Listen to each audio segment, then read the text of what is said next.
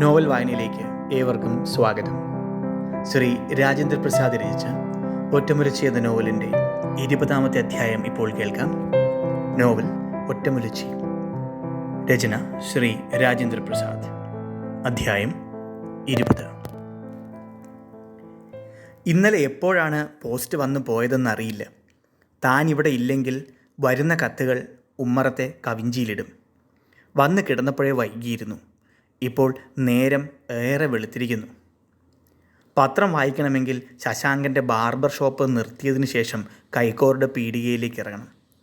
പുറത്തേക്ക് ഇറങ്ങുവാൻ തോന്നിയില്ല. ഒരു ചായ കുടിച്ചാൽ കൊള്ളാമെന്നുണ്ട്. തീ കൂട്ടിയാലോ? റേഡിയോ തുറന്നു നോക്കി. കോഴിക്കോട് നിലയത്തിൽ നിന്നുള്ള ഭക്തിഗാനങ്ങളാണ്. മുറ്റത്ത് ജാടിയിൽ നിറച്ചു വച്ച വെള്ളമെടുത്ത് മുഖം കഴുകി. നല്ല തണുപ്പ്.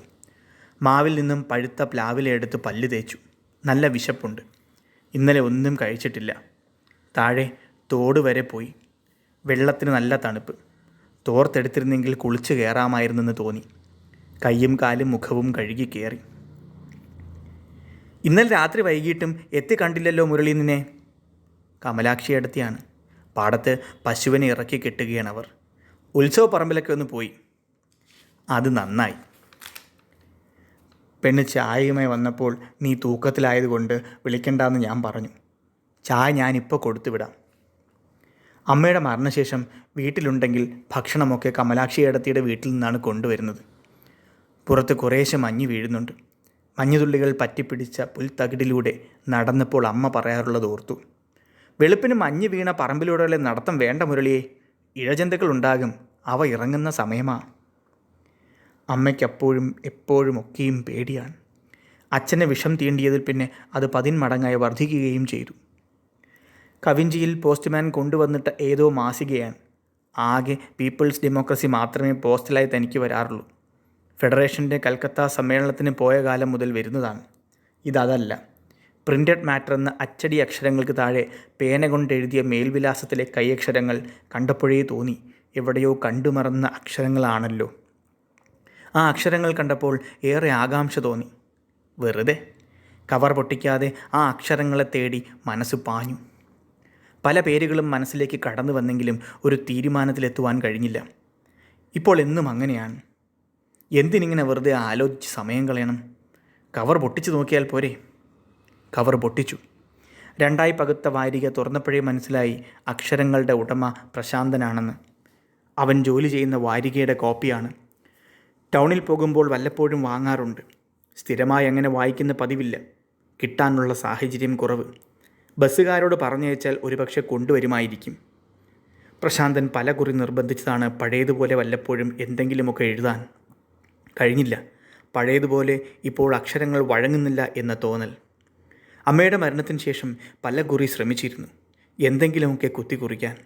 പക്ഷെ കഴിഞ്ഞില്ല. വാരികയുടെ പുറംചട്ട കണ്ടപ്പോൾ ആകാംക്ഷ തോന്നി. മുദ്രാവാക്യം വിളിച്ച് മുഷ്ടി ഉയർത്തി നടന്നു നീങ്ങുന്ന ചെങ്കൊടിയേന്തിയ ജാഥ. മുഖചിത്രം ഉയർത്തിയ കൗതുകത്തോടെ വാരിക മറിച്ചു നോക്കി.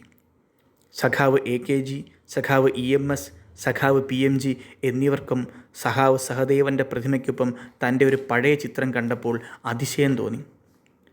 എന്താണ് പ്രശാന്തൻ്റെ പരിപാടി? സഖാക്കൾ AKGയും EMSനുമൊപ്പം തൻ്റെ ചിത്രം കൊടുക്കുവാൻ താൻ ആരാണ്? അവന് തൻ്റെ ഈ ചിത്രം എവിടെ നിന്ന് കിട്ടി? അടുത്തയിടെ ഒരു ഫോട്ടോ എടുത്തതായി ഓർമ്മയില്ല. എന്താണ് എഴുതിയിരിക്കുന്നതെന്നറിയാൻ മനസ്സ് തിടുക്കം കാട്ടി. അതുകൊണ്ട് തന്നെ വായന തിടുക്കത്തിലായി.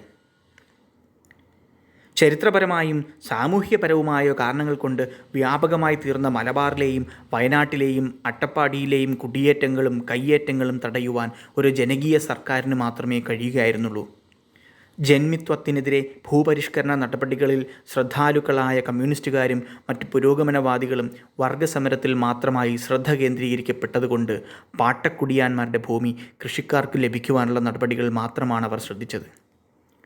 ഇന്ത്യൻ സാമൂഹ്യ ഘടനയിൽ ജാതി വ്യവസ്ഥ ചോദ്യം ചെയ്യപ്പെടാനാവാത്ത വിധം രൂഢമൂലമായിരുന്നതിനാൽ കൃഷിഭൂമിയിൽ യഥാർത്ഥത്തിൽ അധ്വാനിച്ചിരുന്ന പട്ടികജാതിക്കാർക്കും പട്ടികവർഗക്കാരായ ആദിവാസികൾക്കും പാട്ടഭൂമി പോലും അനുവദിക്കപ്പെട്ടില്ലെന്നും തന്മൂലം അവർക്ക് ഭൂപരിഷ്കരണത്തിലൂടെ കൃഷിഭൂമി ലഭിക്കില്ല എന്നുമുള്ള വസ്തുത തിരിച്ചറിഞ്ഞ് ആവശ്യമായ നടപടികൾ കൈക്കൊള്ളുവാൻ കമ്മ്യൂണിസ്റ്റുകാർക്ക് കഴിഞ്ഞില്ല.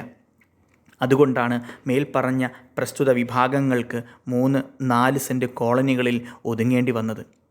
അങ്ങനെയാണ് ജന്മിത്വത്തിനും വർഗബന്ധങ്ങൾക്കും പുറത്തു നിന്നിരുന്ന ഗിരിജനങ്ങളും ആദിവാസികൾക്കും മേൽപ്പറഞ്ഞ അവസ്ഥ സംജാതമായത്.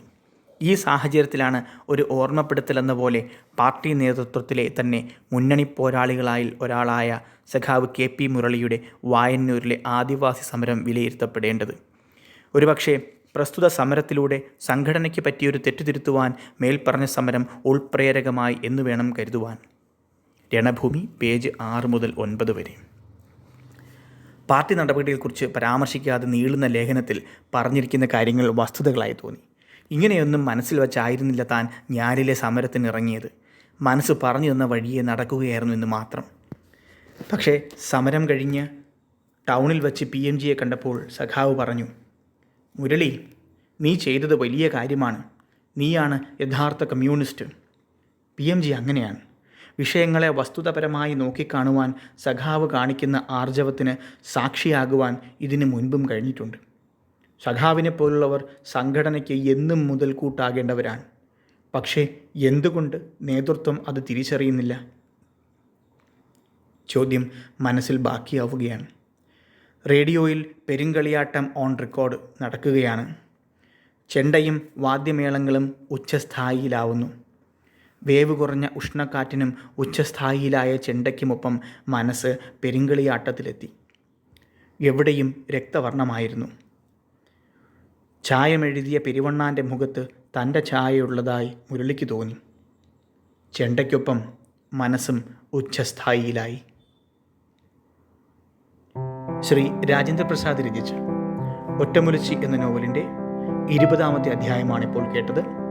നോവൽ ഒറ്റമുലച്ചി. രചന ശ്രീ രാജേന്ദ്രപ്രസാദ്.